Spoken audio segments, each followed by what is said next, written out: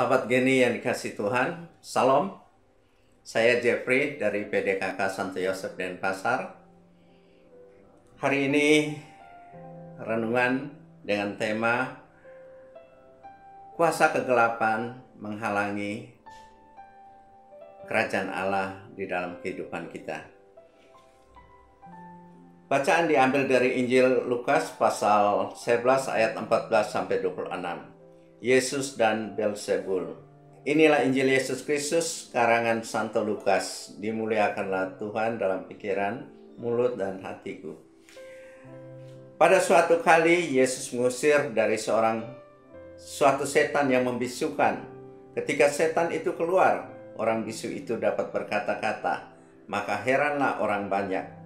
Tetapi ada di antara mereka yang berkata, ia mengusir setan dengan kuasa Beelzebul, penghulu setan.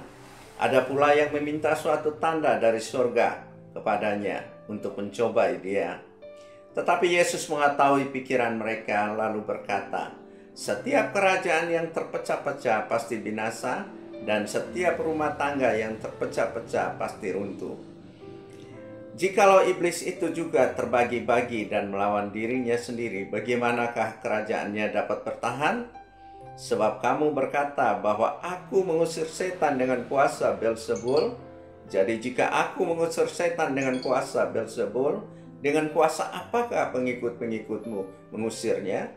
Sebab itu merekalah yang menjadi hakimmu. Tetapi jika aku mengusir setan dengan kuasa Allah, maka sesungguhnya kerajaan Allah sudah datang kepadamu. Apabila seorang yang kuat, yang lengkap bersenjata, menjaga rumahnya sendiri, maka amanlah segala miliknya.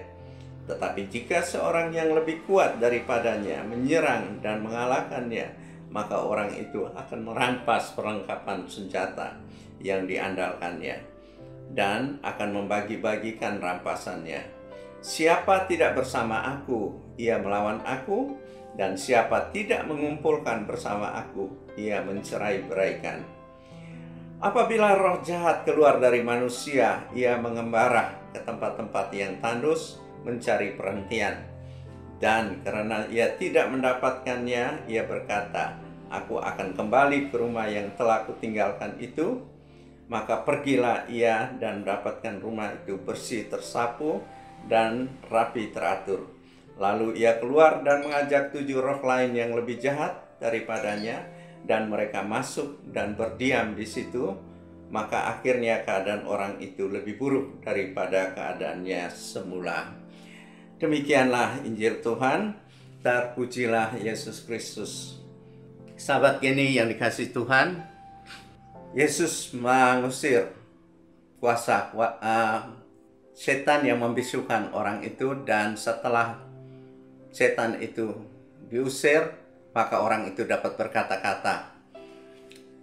Hidup ini sebagai umat beriman yang percaya bahwa ada kuasa-kuasa lain, kuasa-kuasa kegelapan yang seringkali menghantui kehidupan kita apabila iman kita lemah.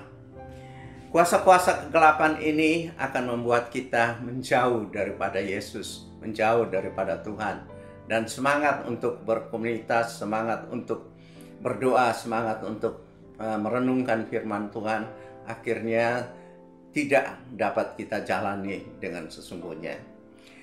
Mengapa demikian? Karena roh-roh jahat, kuasa-kuasa ini masih bercokol dalam kehidupan kita. Maka kita butuh untuk pembebasan, pelepasan kuasa-kuasa kegelapan ini, pengusiran dengan kuasa Allah yang Maha Kudus.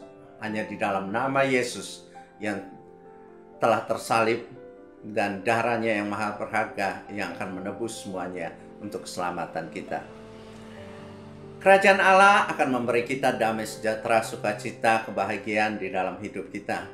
Sedangkan kuasa kegelapan, roh-roh jahat akan membuat kita cemas, takut, khawatir, kegelisahan, dan tidak bahagia dan permasalahan-permasalahan dalam hidup kita. Untuk kita membutuhkan kuasa kerajaan Allah untuk menguasai kehidupan kita dan menjadikan Yesus Tuhan dan Raja dalam hidup kita. Seringkali dalam komunitas kita juga terjadi hal-hal penghakiman seperti yang mereka yang menyaksikan Yesus melakukan pengusiran tadi. Mereka menghakimi Yesus seakan-akan apa yang diperbuatkan Yesus adalah dari kuasa penghulu setan, kuasa Beelzebul. Ya, maka Yesus mengatakan setiap kerajaan terpecah-pecah akan binasa, akan runtuh. Keluarga yang terpecah-pecah akan binasa. Dan semua itu mengingatkan bahwa dalam suatu kelompok, ya, harus sehati sejiwa seroh. Bila ada perpecahan, maka hal itu tidak akan membuat ada kekuatan kuasa Allah dapat bekerja. Nah, termasuk mereka-mereka di situ. Tapi karena Yesus sendiri adalah Tuhan yang berkuasa atas segala-galanya, maka Yesus hanya mengingatkan agar setiap komunitas atau kumpulan seperti itu jangan ada hal-hal yang buruk di dalam kita. Kita harus imani dan percaya sungguh-sungguh bahwa yang melakukan itu bukan kita, tapi kuasa Allah yang bekerja atas kita. Sahabat geni yang dikasihi Tuhan, kita tahu bahwa apabila kekuatan kita di dalam hidup ini lemah, maka gampang sekali kuasa-kuasa yang dari luar dapat menyerang kita. Kuasa-kuasa lain dapat menguasai kehidupan kita. Maka Yesus katakan, kalau rumah kita, ya, tidak ada yang membentengi dengan baik, maka kuasa-kuasa lain itu akan gampang merampok dan membagi-bagi hasilnya rampokannya itu. Tapi kalau kuasa kita lebih kuat, maka semua ini tidak akan terjadi untuk hal-hal yang buruk dalam kehidupan kita. Maka dari situ kita butuh bahwa kerajaan Allah harus menguasai kehidupan kita, menjadikan Yesus Tuhan dalam hidup kita, supaya kuasa-kuasa lain itu tidak dapat mengganggu di dalam kehidupan kita. Sehingga kehidupan kita menjadi nyaman, damai, tenang. Kita lihat dalam ayat terakhir tadi, Yesus juga mengingatkan, apabila roh-roh jahat itu dibebaskan, dimerdekakan dari kita, dia akan mengembara ke tempat-tempat yang tandus. Dan di sana dia tidak mendapatkan tempat, maka dia kembali untuk menengok tempatnya semula.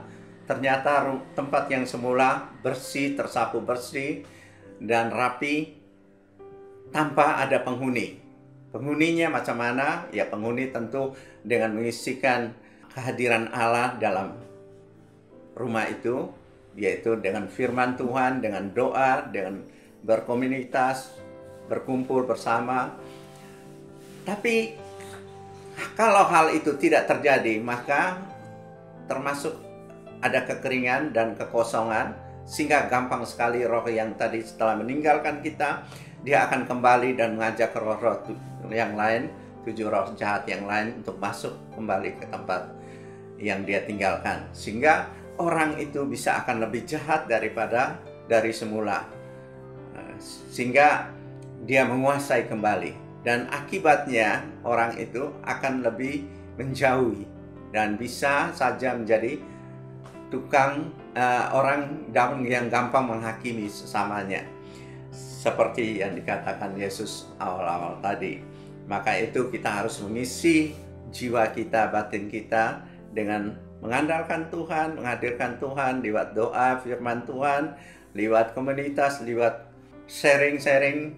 Ini semua akan menguatkan jiwa kita supaya tidak kering dan tetap bertumbuh di dalam iman akan Yesus Kristus. Marilah kita berdoa. Demikian firman Tuhan hari ini. Kita berdoa, Bapa yang Maha Kasih, kami bersyukur firman Tuhan hari ini Engkau mengingatkan kami supaya kami jangan sampai terjebak oleh kuasa-kuasa kegelapan, roh-roh jahat.